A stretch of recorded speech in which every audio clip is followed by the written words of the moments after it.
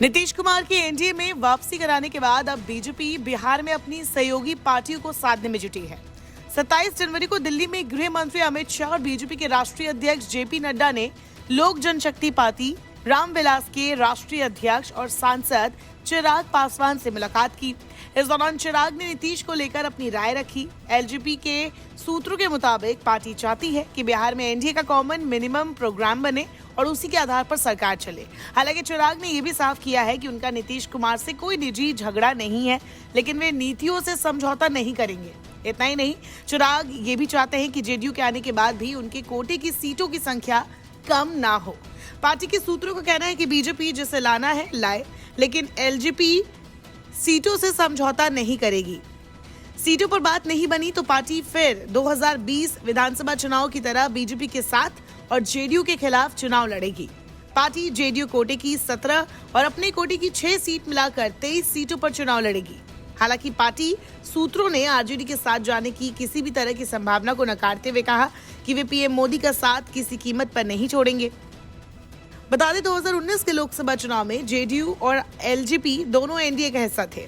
तब बीजेपी और जेडीयू ने कुल 40 में से 17 सीटों और एलजेपी ने 6 सीटों पर चुनाव लड़ा था।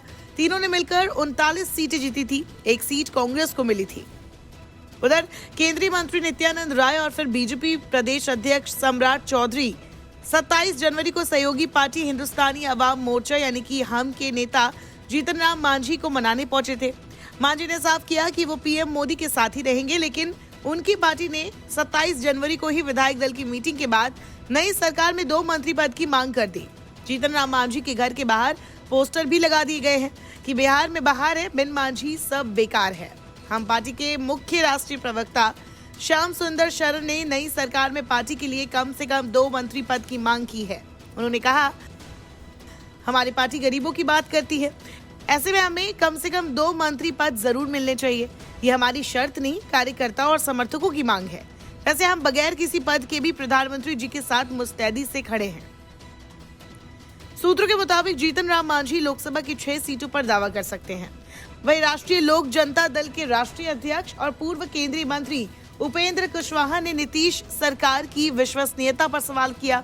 उपेंद्र कुशवाहा ने कहा कि सहयोगी दलों के मन में नीतीश कुमार को लेकर जो संशय है, उसको दूर करने की जिम्मेदारी बीजेपी की है। आरएलजेपी सूत्रों के मुताबिक उपेंद्र कुशवाहा नई सरकार में अपने लिए मंत्री पद और लोकसभा चुनाव में कम से कम 3 सीटों पर चुनाव लड़ना चाहते हैं।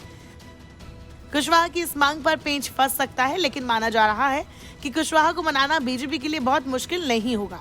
हालांकि चुनौती राष्ट्रीय लोक जनशक्ति पार्टी के अध्यक्ष पशुपति कुमार पारस भी पेश करेंगे, जिनके कोटे से अभी 5 सांसद है और पार्टी कम से कम इतनी सीटों पर दावा पेश करेगी। नई सरकार में सभी सहयोगी दलों को उनकी शर्तों के आधार पर सीटों का बंटवारा एनडीए के लिए सबसे बड़ी चुनौती रहेगी।